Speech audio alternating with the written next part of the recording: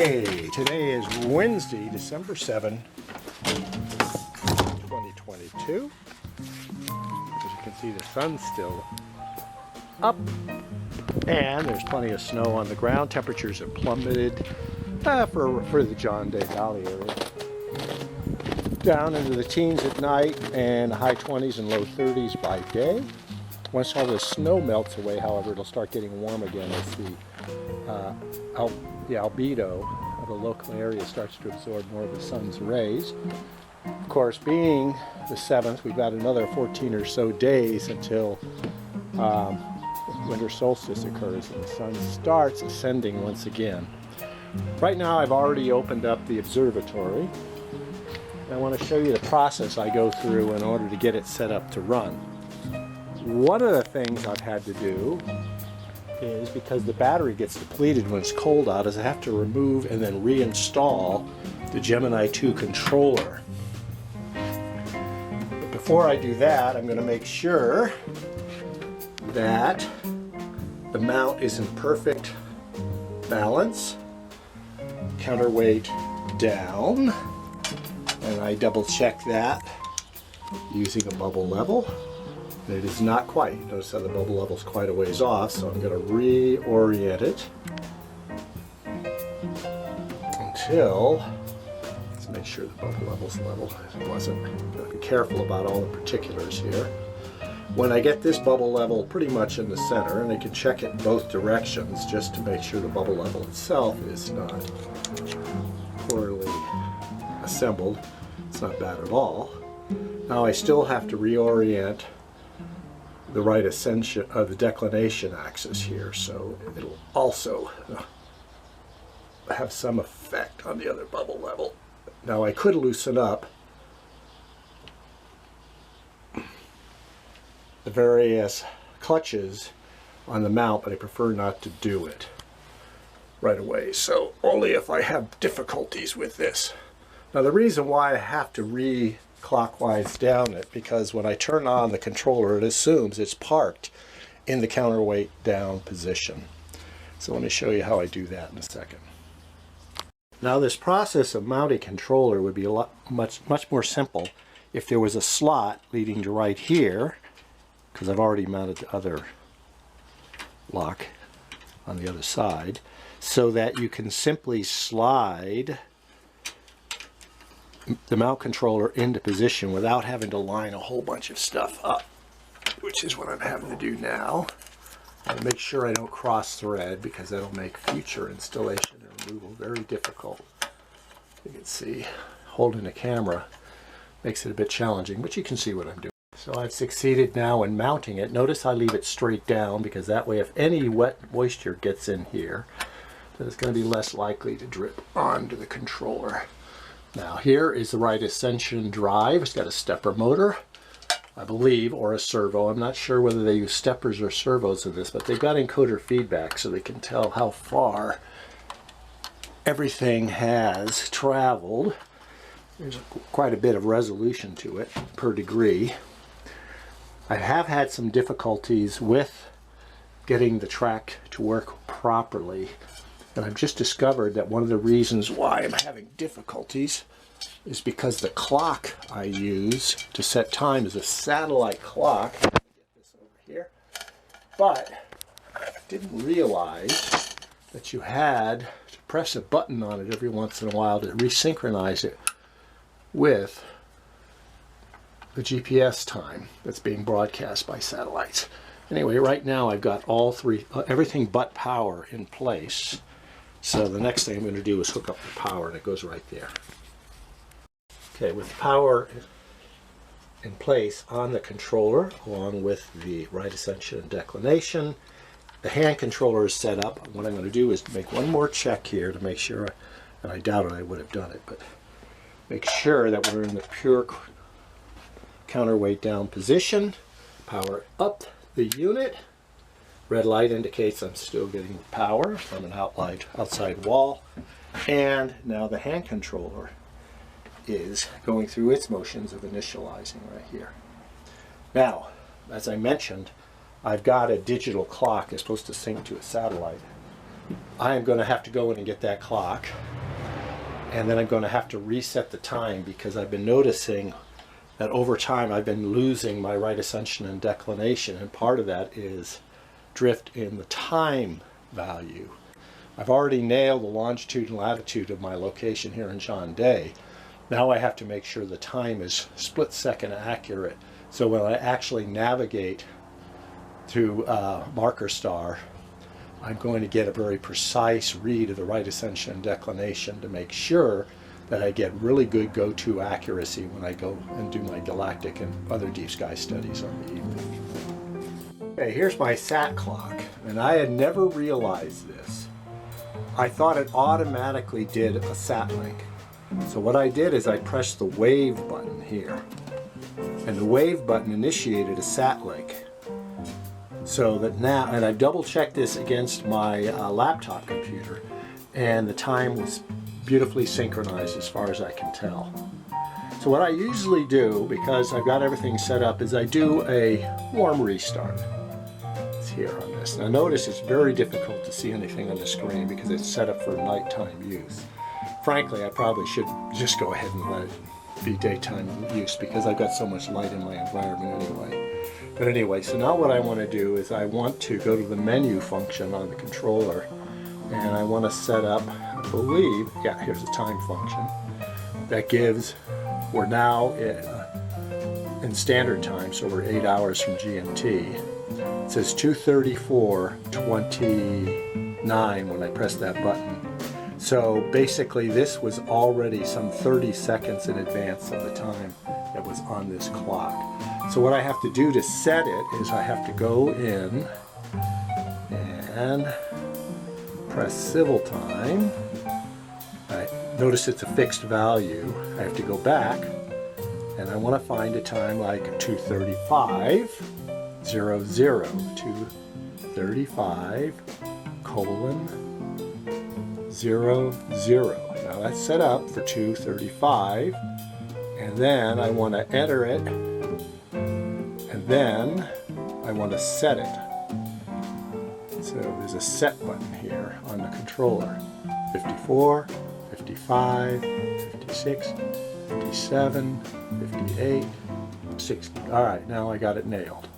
So now I am within a second of the sat clock time on the hand controller, and that's very important because that time value and location value is used by the controller to determine where to point in the sky based on where you're at and what the time of day or night is.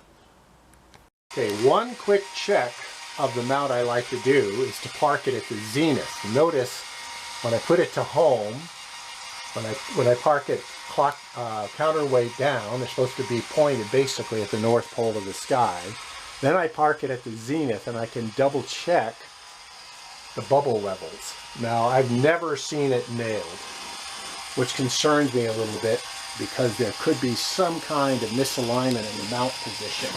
I'm going to try to get up here while it continues towards the zenith. Now once again I can use the inbuilt bubble level, and you'll notice right there it's off by a unit factor of 1. And then I can use this other bubble level right here and get a sense that it's off too. So that concerns me. No, that's not too bad right there. Okay, so along the right ascension axis it's not too bad, and it's not really too bad along the declination axis, but I would prefer it to be zeroed out.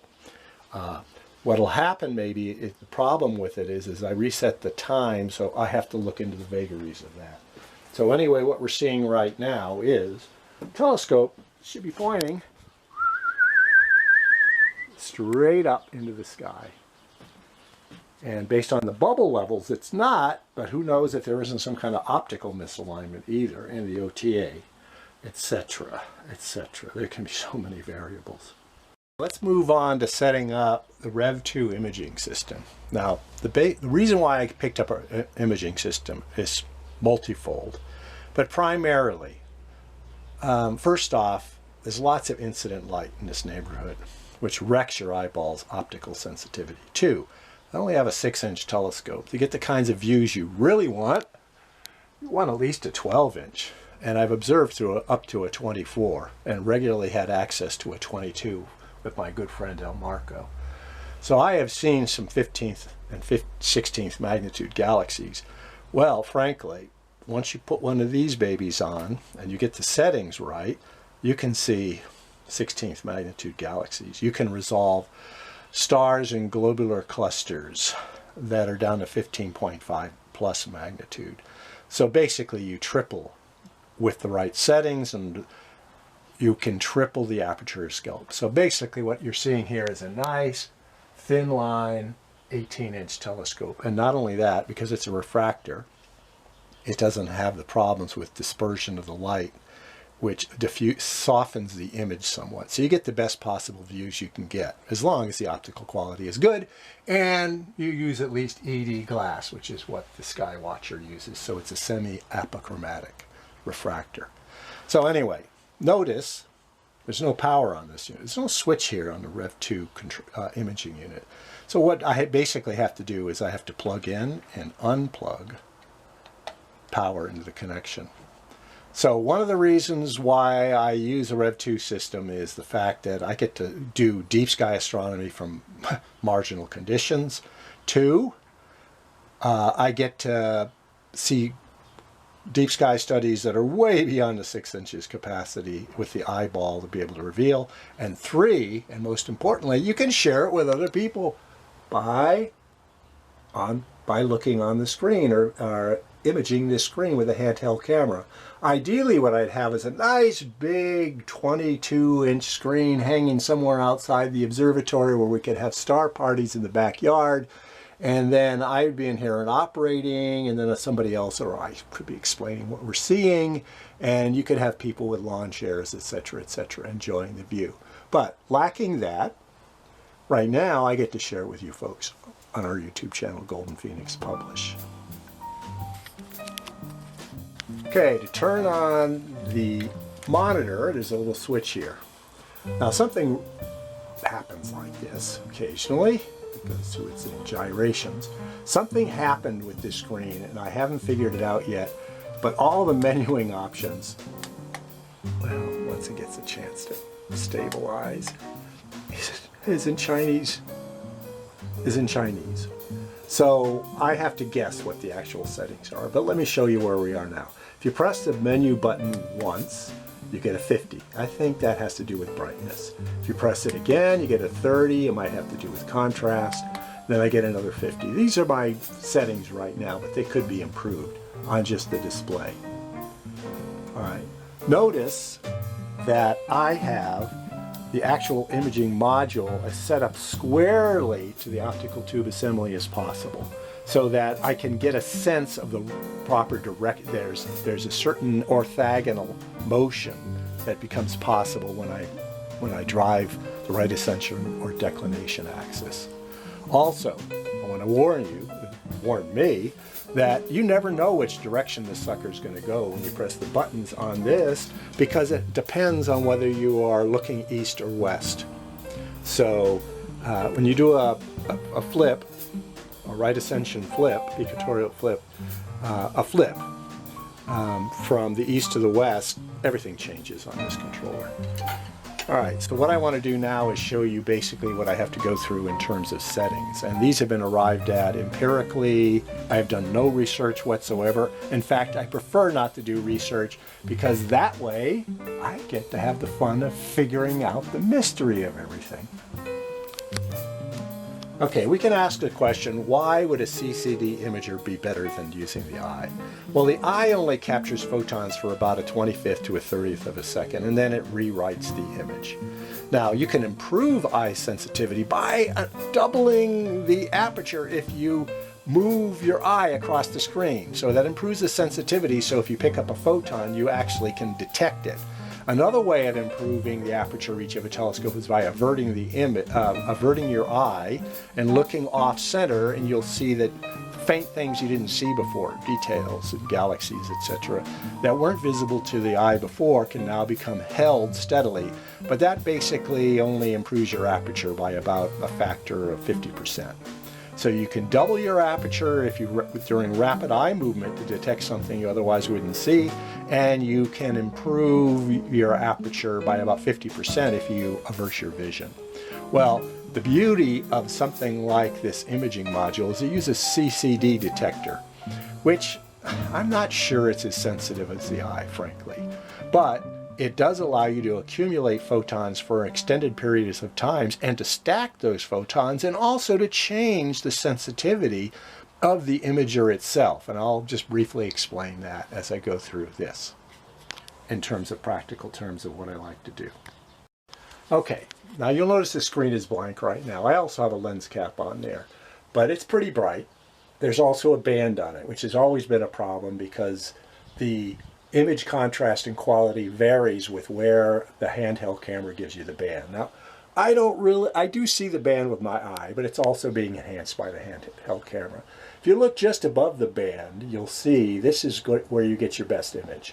And that's where I tend to center anything that I happen to be looking at. That's weird. Why is it flaking like that? Probably a connection issue, but who knows?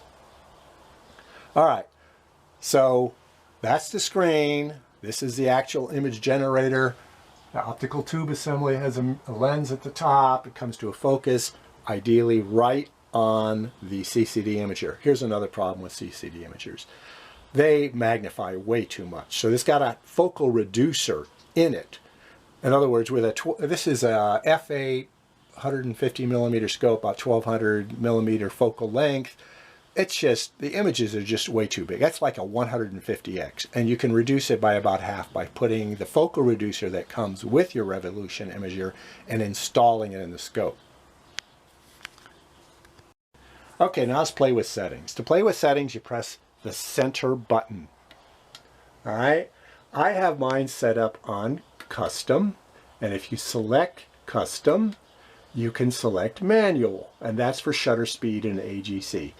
AGC is gain control, the sensitivity of the sensor, and shutter is basically done in fractions of a second or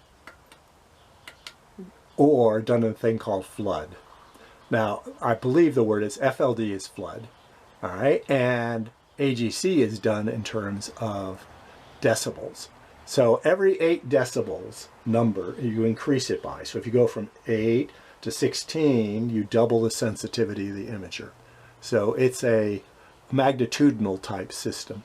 It's not linear. All right, so right now, these settings, 256 flood and 42 decibels, are about as good as I can get for galaxies. But I wouldn't just use, but I would tend to change the settings for other deep sky studies. With galaxies, what you want is the faintest amount of detail possible. Very faint extension regions where spiral arms go and disappear into space. Now the space it disappears into, unfortunately, is atmospheric haze. Because if we were outside the atmosphere of the Earth, you would see some spectacular views of galaxies, probably 500 million light years away with a 6-inch scope using an imaging unit such as this.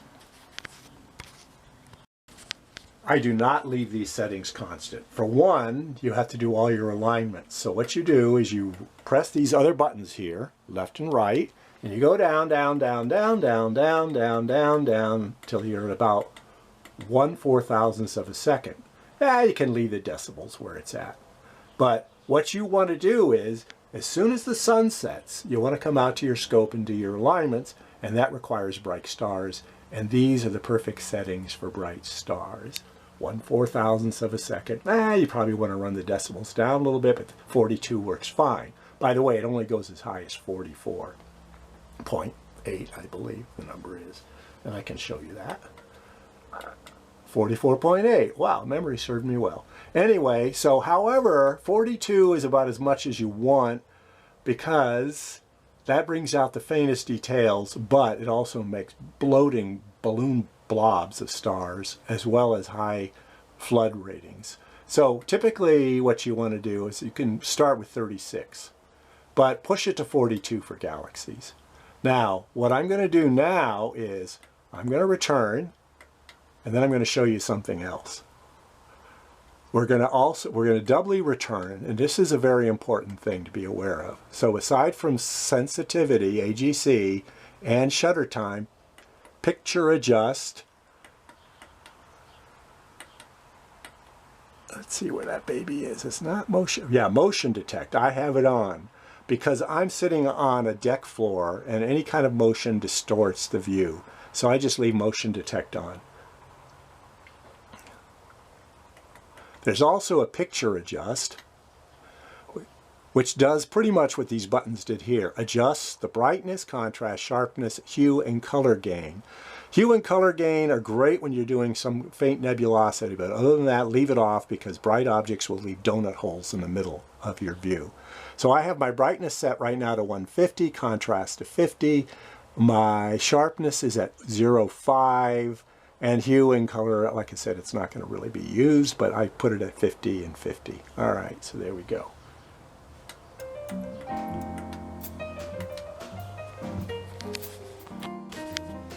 All right, now the next thing we want to do is we want to go back to custom one more time, and we want to go down to, I think it's DNR.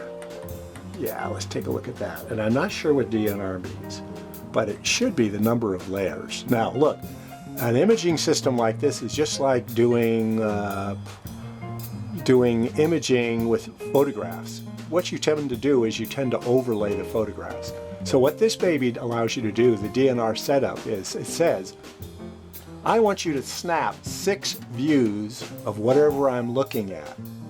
And then I want you to overlay one on top of the other. So instead of having a maximum of 3-second exposure, you're really getting 3 times 16, 6 or 18 seconds of exposure. But I'm going to turn it down for now, and I'll tell you why. Because I want to see what I can do with the moon and planets. Now I'm not sure what a level 0 is. It means I guess it's no overlays. This must be 1 overlay, so I may have been mistaken to begin with. But I'm going to leave it on 0. And I'm going to go back to return, and I'm going to go, oh, night. See this night setting? That's a useful setting because that way it doesn't try to generate any color. Because like I said, if you turn it on day or whatever, auto, it'll try to turn every image into color, and that can be problematic with very bright objects leaving donut holes in the middle. IR optimizer, I haven't played with it. Anyway, now I'm going to return. And then I'm going to exit. Now when you exit, you save it.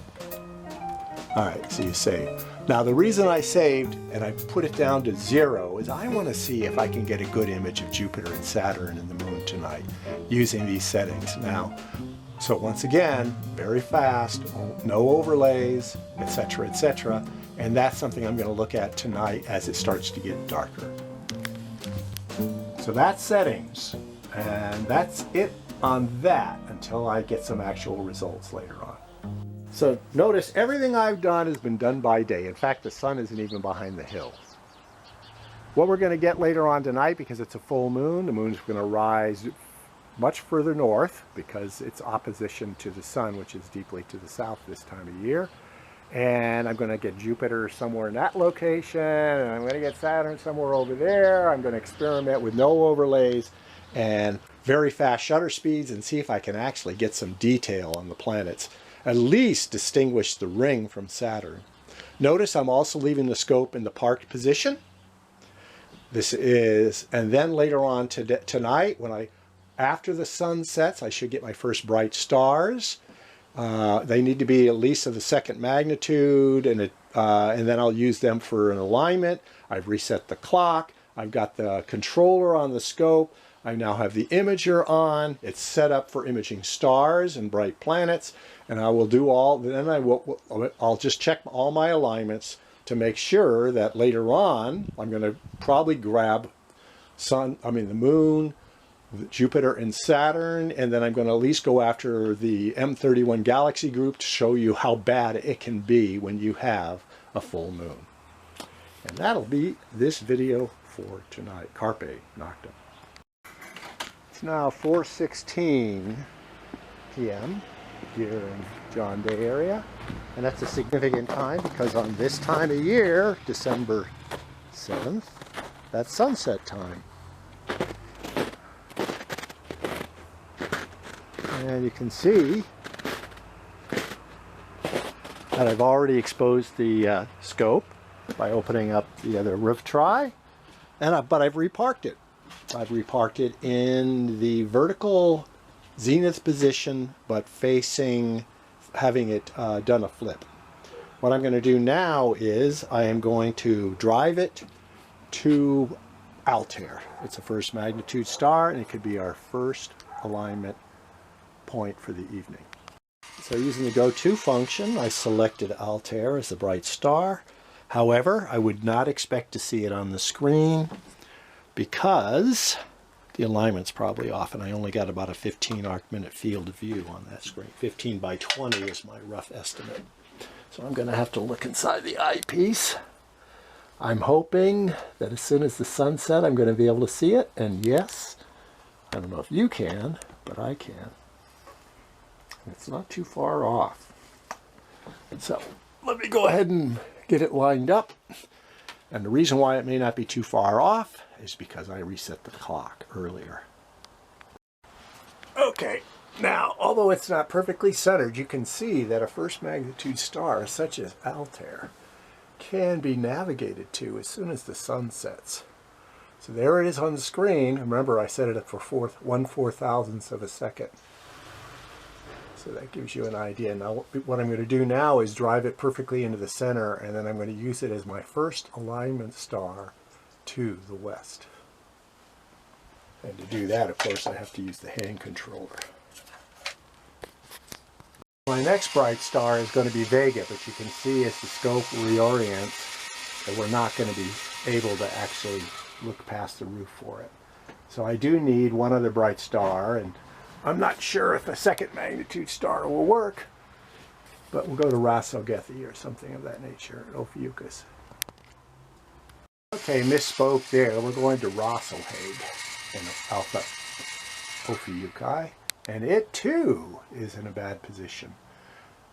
Now I could try Fomalhaut, but I think I'm going to have to do an equatorial, a flip, an altazimuth flip on it. So, I'll see what else I can come up with. Okay, now Deneb just happens to be overhead, and you can see it on the screen. Now another thing I will typically do when I'm doing the bright stars is I will fine-tune the focus knob here. I don't think it's going to be out of focus, but let's give it a shot. Oh yeah, it did improve a little bit right there. Alright, so let's center it up on the screen, and then I'll have a 2-star alignment to the west. Having done Deneb and Altair as a 2-star alignment, preferably the stars should be as far apart as possible, but that's not the case always. I've got a Horary hour index error of -2000, deck index error of 2900, minus, polar axis azimuth of 2100, and a polar axis elevation of -1200, but my non-perpendicularity is good, and my counterweight flexure is good. That would be the most egregious error that could be created. So basically, it's not good. I think those are arc seconds, but I can't be sure. But I've never had any trouble really going to things with values as low as -2 or 3000. So let's go ahead and flip over and go east. Well, here's my alignment, rough alignment to Algenib, Alpha Andromedae. It isn't bad.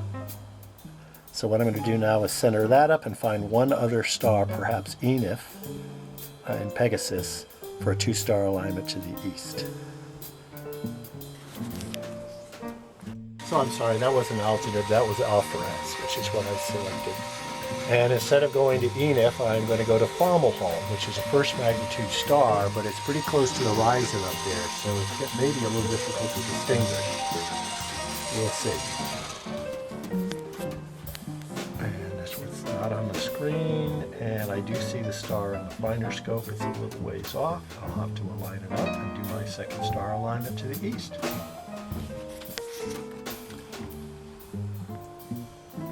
This is Fomalhaut. It's drifted a little bit off, since I've been shifting around here on the deck, as you can see, it causes some changes in position. But basically, I've concluded my 2-star alignment, and I am ready to go have dinner and then wait for things to get darker. Once again, our index error is only 417. Deck, 2500 positive, polar axis, 2100 negative, and polar axis elevation, 2000.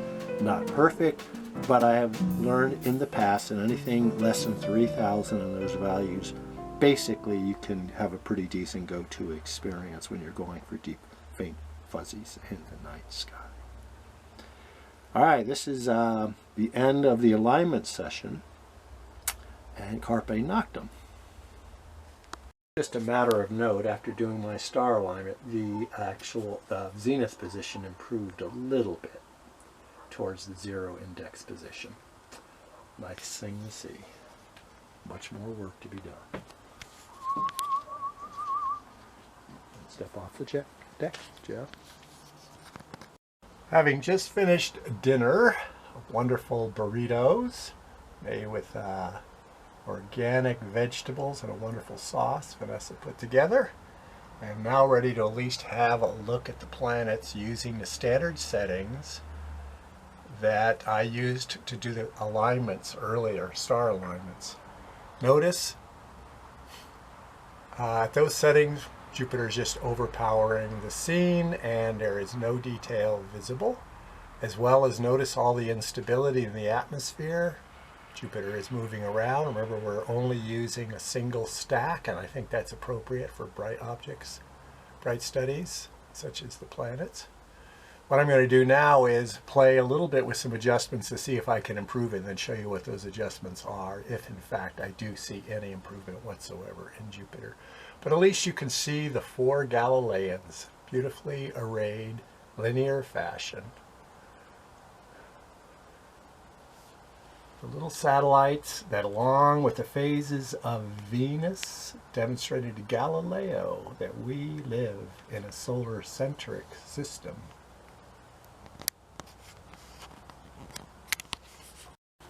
Notice by setting the shutter speed to 1/10,000th and dropping it down to the least sensitive AG auto gain control, maximum value of 6 decibels, we're still not seeing any real detail associated with Jupiter. We've also lost our Galileans pretty much. Let's try a few other things and then I'm going to bail on planetaries. Okay, the biggest improvement I've seen so far is the fact that you want to get rid of IR optimization, because look at that. I am seeing the equatorial belts on Jupiter. Wow. Dump IR optimization and you'll start to get some detail. Let's play around now with exposure time, brighten up the image just a little bit. Oops, not that. 42 on the decibels.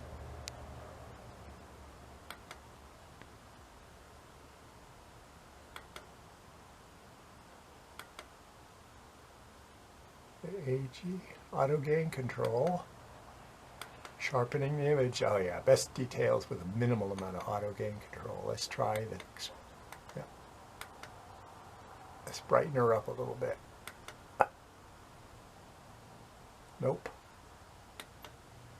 Definitely want to suppress as much light as possible.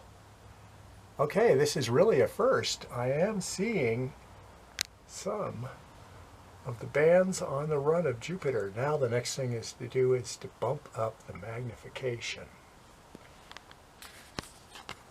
Okay, now I'm playing with the magnification e-zoom is what it's called.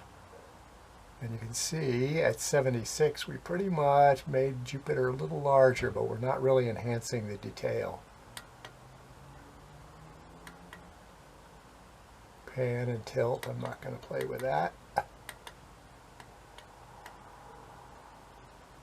And notice as we boost her up, we get some pretty large scale image here. without any real definition or focus. I am changing the fine focusing knob, so forget that. What we're going to have to do is run it back down to the point where we get the belts again, and we're starting to get them at around, I'm going to just leave it at 80. Nice number to remember. Okay, so you can see a tremendous amount of instability in the atmosphere. So let's leave it at that and go see if we can get a flip on Saturn and see if we can distinguish the return. We'll leave ESOM where it is. We'll leave all the settings just as they are. We'll save out. And there is Jupiter with probably Ganymede, the brightest of the Galileans. All right, let's flip her on over to Saturn and see if we can get anything there. Here is view through the hand camera.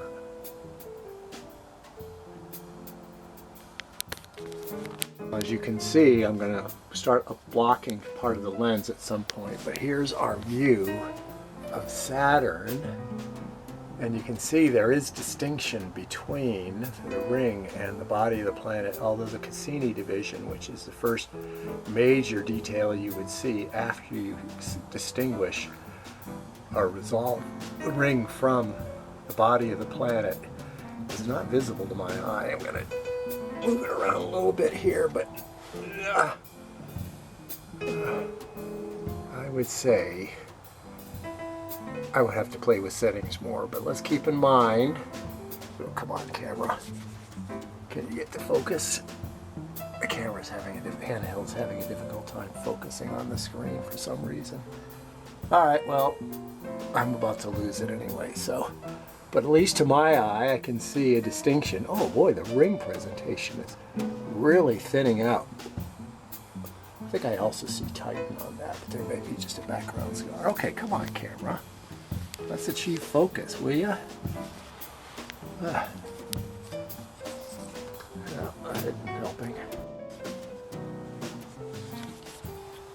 Well, as you might be able to see, the moon is up, quite bright. It's full. In fact, it gets full, I think, a little after 8 o'clock tonight. Here's a view of the core of Messier 31. Looks like a very bright globular cluster with some extensions. Shows you how much the sky has been washed out. Now keep in mind I made a few adjustments, like getting rid of the IR to the screen, to the CCD imager, but I don't think that's going to have any effect. I'll test for that on a darker night. Typically the core of M31 would span from there to there. All we're seeing is the brightest portion of it right now, the very center. Let's take a look at M31. 32 next. Okay, now we should start to see Messier 32 generating on the screen, and you can see it there. It's pretty intense. Not bad. The real acid test is going to be Messier 110, however. Give it a few more seconds to fully generate the image based on 6 overlays of 3 seconds each at 42 auto gain control. You can see how bright the background sky is though. And if there's any atmospheric water, it just enhances the effect of eliminating faint detail. On to 110. Now let's see what comes of Messier 110. I can barely see. Well, that may be the after image of 32. Oh, maybe not. Not much to be seen there. The very brightest part of the core and a faint aureole of light.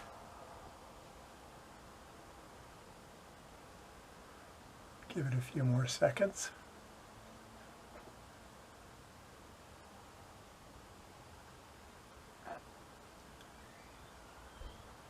You can see why amateur astronomers don't actually go hunting deep sky studies when there's any kind of lunacy. Anytime after half moon, up until a couple of days after the full moon, really the best time is to get out to lunar planetary observing.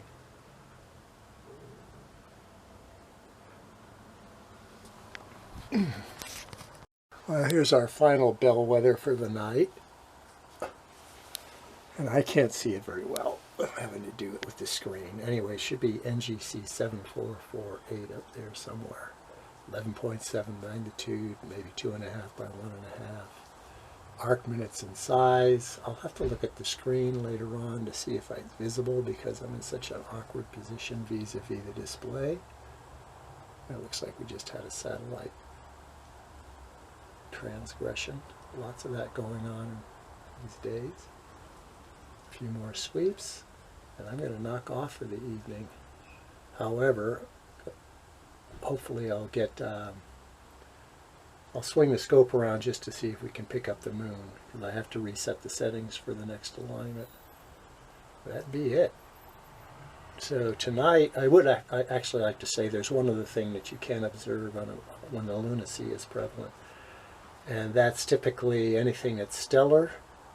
Double stars are nice. You could probably observe some nice bright open clusters. Globular clusters, the brighter ones, will probably give you a good view, but forget anything with nebula.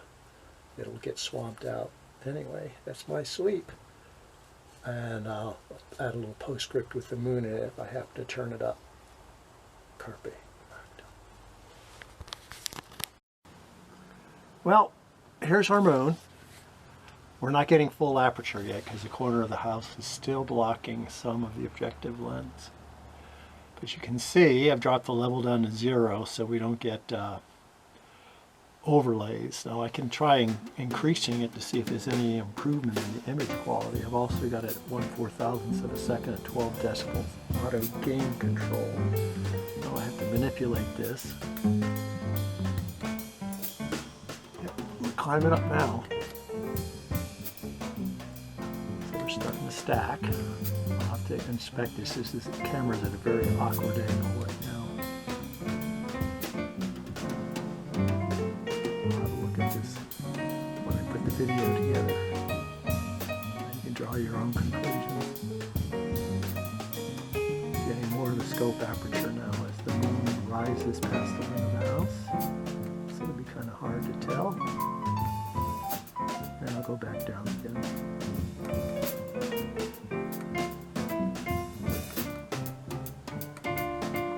It's going down, I can't tell you, too. It's still pretty bright. I might want to reduce the exposure to 10,000ths of a second. Let's see that. I can get it.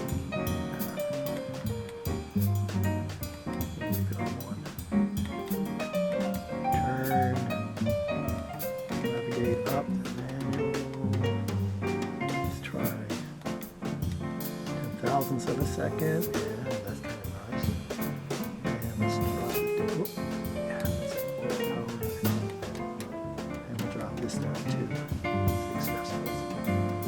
Okay, so there's some settings. I'm going to leave it here, and we're definitely going to call it a night.